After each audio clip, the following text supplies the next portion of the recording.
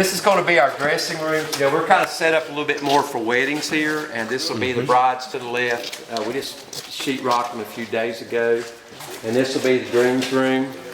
And then we'll continue through here. It'll be a sign-in desk, and then we'll have two doors that swing out into the lobby and to the main hall. And this is the main hall, and above you would have been the bell tower. That's where the bell was up in it. They also used it for ventilation. It's a natural chimney that pulls the air right up through there.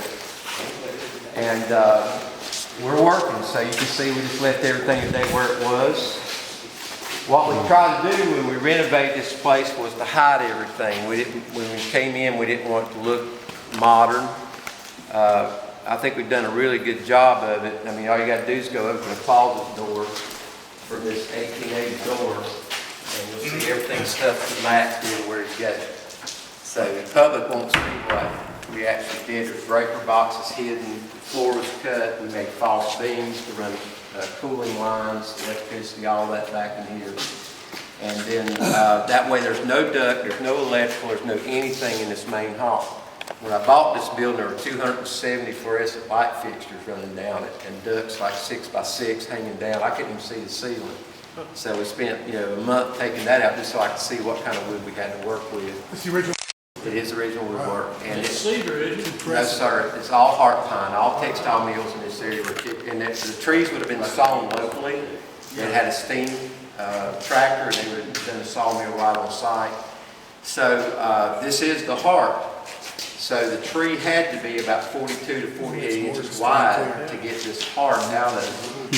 So if you think about that, they started this in the 1870s. The tree was already a couple hundred years old. So this wood is from the 1600s when you touch it. That's how it is when you really think back about it. Wow. Little ice age. Wood, yeah. Really dense. Yeah, it is. That's right. And it's virgin timber. So what we're going to do here, we're going to stain this floor to match the hardwood. We're going to have to leave this concrete. It's just too much. And this is a suspended floor. It actually is not dirt underneath those. They did that in the 60s. So we had, like I said, about 11 coats of paint. We had to sandblast the whole building. We had to get rid of lead paint and all the things that's going to be problems in the future. Found some sand in Kings Mountain that had a lot of mica in it, so when it hit, it just exploded. It didn't etch the wood, and the paint just came right off. You could only use it one time. And every 15 minutes, we ran through 600 pounds of sand. So he'd stop. Three boys would run in, and we'd shovel and fill in the hopper. We had a guy on a lift, me and him, and we were up there. I was down here with the emergency air in case he fell or dropped the hose. And I couldn't see him. If something went wrong, he was supposed to stop his feet. If I heard that, I cut the air off. And that only happened once, thank God. So, when we bought this place, almost every window was bricked up, and the whole lower section here. So we had to unbrick them by hand. We couldn't use drills or anything. If we did, it broke the old brick. The upstairs was completely plywooded up in the clerestory. And this is a very unique structure. If you look, we're 60 feet across with wood, and there's no center column. Yeah.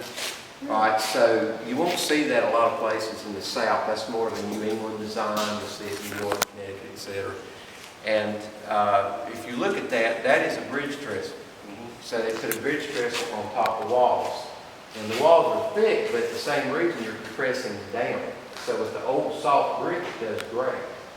And that was what they did, and like I said, it's very rare to see that. Also on the beam, it's kind of hard to see. You can see all the rods, everything's original, sprinklers original.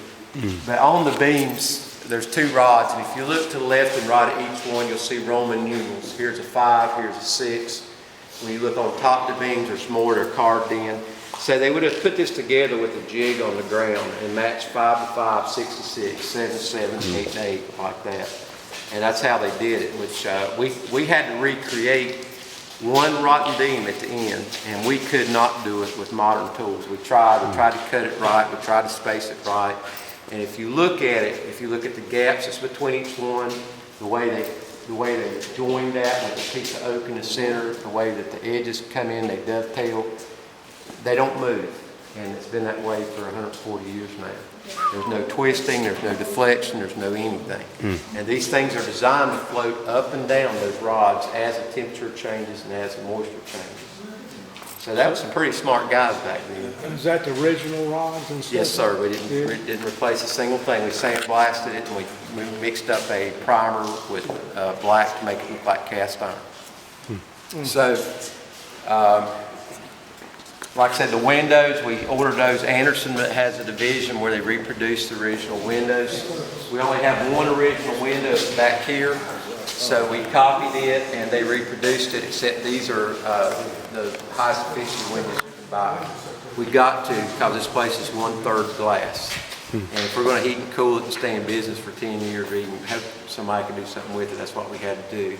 We put 3 inches of iso foam on the roof. The walls are naturally so thick that you can't do anything with it, and the floor's so thick you don't have to do anything with it. So heating and cooling is really not going to be an issue. It's a lot like a big church. Once you get to a temperature, you're pretty much going to stay there. They call it thermal mass at that point. And we walked past, I went a little fast, there's a big cast iron pot right there at the door. Can you see that? That was a syrup pot. That's what they actually made the opium batches out of, and tracked that down to a house in Lincoln. It was leaning against a back storage shed. And that was in the newspaper about Miss Taylor, was her name. And she has loaned that to us to put on display. So we're going to put it there on a nice heart pine stand so you can look out and see the laboratory, and that kind of falls into place at that point. Cool. Be careful where you step. We just quit where we were at today in the sweat. But this is our office. Before we go in, I'm going to talk about that. Yeah, I told you we were hiding the air conditioning, and I've already done 2 tours, so don't let me repeat myself. But we designed our steps to our stage to be the air intake. If you look, you see those little slat, that open space. So all my air goes to a huge duct system under this floor, which is I got about 9 foot of space under there to the dirt. And then these 2 huge ducts come up the side, and they're going to blow out any sit benches. And as soon as they set them, we'll go back with heart pine and have a register here, so people don't see the duct that way. And that also cuts down the noise. And I got that idea from St. John's Church, where they did the air on one side and the air out on the other on the pews. And I thought, we could do the same thing. This is the superintendent's office. This is where the manager would have stayed, the secretaries. What they used to do was open that window at lunch, and the ladies from the Mill Hill would come down and bring the lunch with their name on it and hand it to them, and they'd come here during lunch and get it. And if you see that photo there, you see what we're going back to. So the signs, everything will be back, the grade, exactly to that portrait right there. And the sign painter's coming in on Thursday, and we're going to work out the details of that. All the photos that I have here, somebody brought here, whether it was the coffees, whether it was whoever. And if they hadn't gave me those, we wouldn't have had anything to go off of. And when the Ryans left the area, we even went through their trash because they were cleaning out buildings, and we found newspaper articles from the 1890s, which gave me a view of this side. All kinds of little pieces here and there. We actually had a company store vouchers when it was here, when you got 10 cents off. We actually had the coins that Laboratory had. They had their own coin that said Laboratory Meal prior to 1900. It's used in the store. There's just a collection of a little bit of everything that we've got. And so the photos here, I like, because I don't like people standing in front of the building. I like it where you actually see them working and what's going on. The first depot, he had his own depot here. It was right over there. It washed out in the Great Flood of 1916.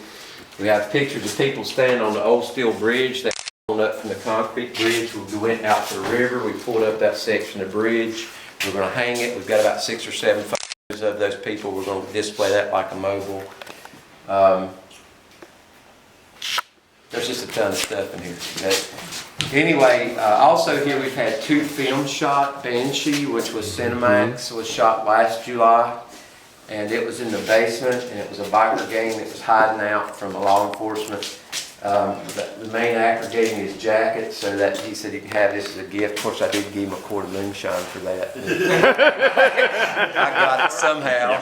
And then, of course, Sleepy Hollow Fox just filmed about a month ago, and that is a major movie. I don't know if you've seen the trailer yet. It just came out Sunday on television. Yeah, I've seen that. Yeah, it's What a movie? The Legend of Sleepy Hollow, the Headless Horseman. Yeah. So they were here for days for that. The basement, the road here, Indian Creek Mill, which is over here, was the actual battlefield. So they had all of North and South Carolina to choose from, and they chose Lavatory, which I was very pleased.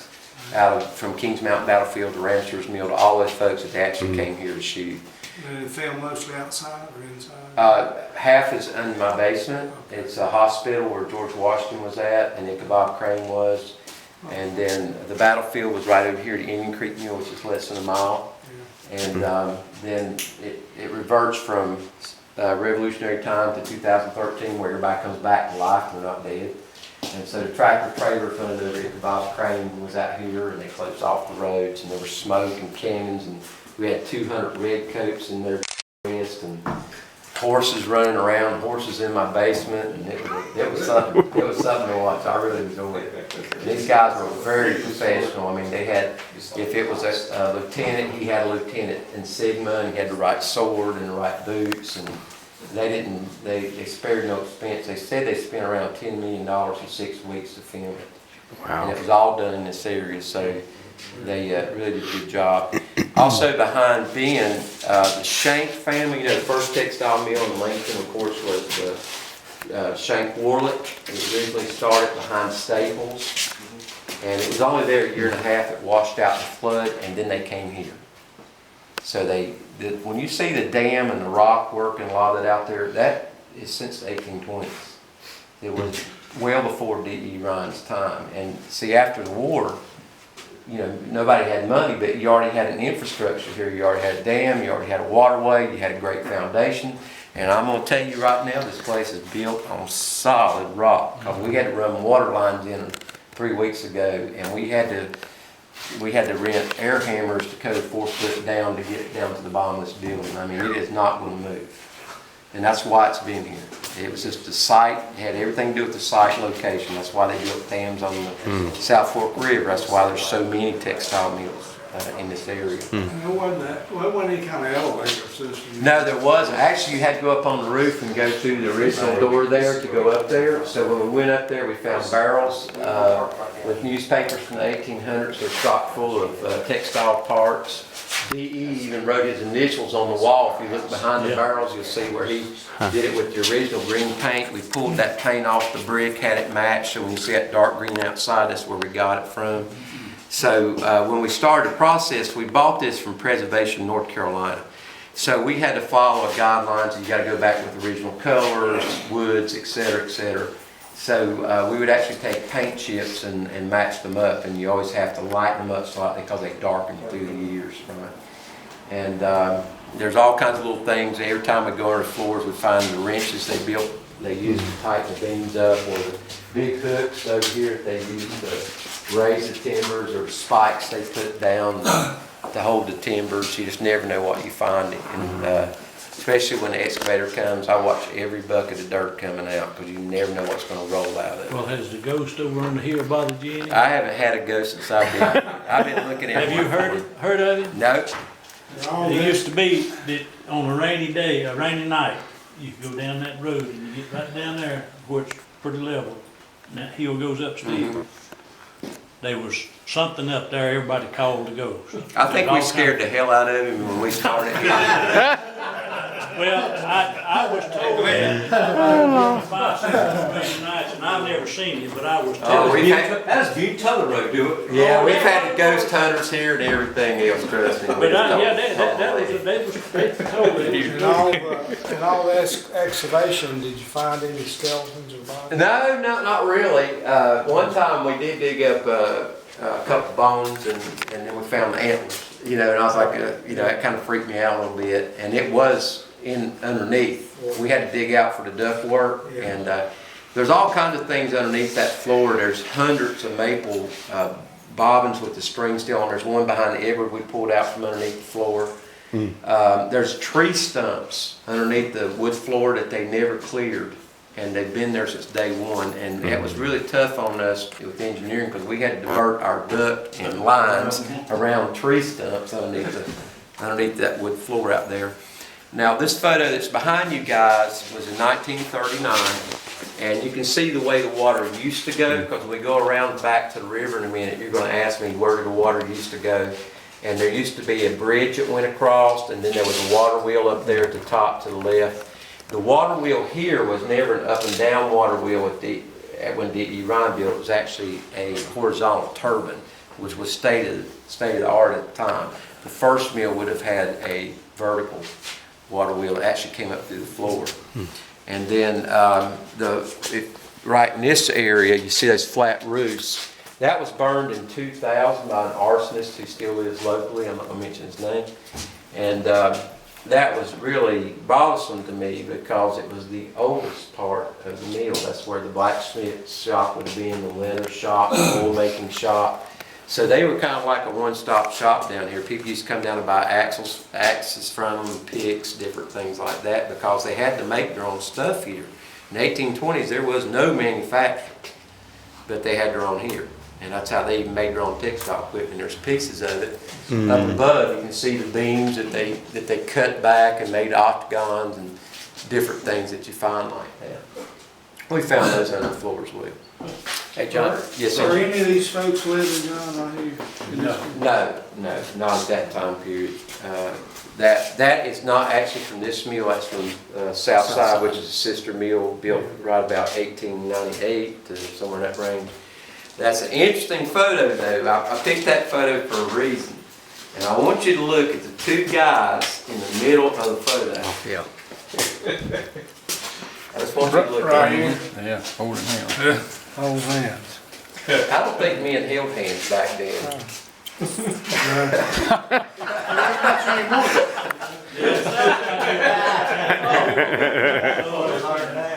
So I always do it to see who picks up on it. Do you think they're actually two men? No, they're two men. One of them's a Ryan and one of them's a Abel. His last name. I thought they were brothers, and then I researched them, and they're not. Yeah, and they look awfully neat and clean compared to everybody else. But there's just a wealth. I'm not going to go too deep in it. There's a wealth of stories. It was very interesting. This is probably the only black that lived here. His name was Son Friday. He's wearing in 19 aviator hat. He wasn't quite right. He was photographed on the bridge over here, and his aunt raised the Ryans, and she had her own house right back over here. Ruins are over here. It burned one Sunday when she was at church, and I think she lived to be like 96. Merc Friday. Merc Friday, right? Yeah. And the Ryans brought her down here and took care of her until she died, and she was the most visited person in the rest home. And she. I remember seeing this dude down here. Yeah. He used to come down here fishing. Right, Down you'd where always the see him bridge was. around. You see the way he's dressed, watch shoes, that sort of thing. But he died fairly young, in his 30s after this picture, from my understanding. All right, so we'll just keep on going to the rest of the meal, unless you got something in here you want to ask me about. Hey, John, you want to tell them about the brick? Oh, the brick, yeah. There's always been things about dates, and the basement, I had suspected a long time, was pre this building, because the window construction was different, the brick was different. It didn't match the rest of the place. And we had to open up to go. Anyway, this whole lower section's in the 100-year floodplain. So we're raising the floor in the basement 17 inches. Now, that's a lot of floor to raise up. So we had to open the doors up, just like the ones that look like this, so that we could drive bobcats through and tractors and all that. When we did, we found that brick, and that brick is dated 1860. So that verified that the basement was part of it. Were you affected by the high water from 2 weeks ago? No, not really. It closed the road down here, and I'll go out in a minute, because that's a blessing, really. I'll tell you what. All right. This is going to be our stage up in front. We normally keep curtains there for a wedding. Let's just imagine that. And folks can't even see what's going on in the back. So they have the wedding. Then we have to proceed to the ramp to the left, which is handicapped. This is for us and the wait staff. This is the original ramp. Of course, it didn't meet today's code. So we go here. So we'll just follow suit. And people ask me about the ladder. Well, this place has the windows just like on the gymnasiums, where you pull the chain and the windows will do like that. And you see the chain mark being right on top of the river. You look from there, you see it. drag the chain, because your chain was always in the middle and your mechanism was always in that. That's what happened. And obviously, we're still doing stuff. There's no handrail, just be careful.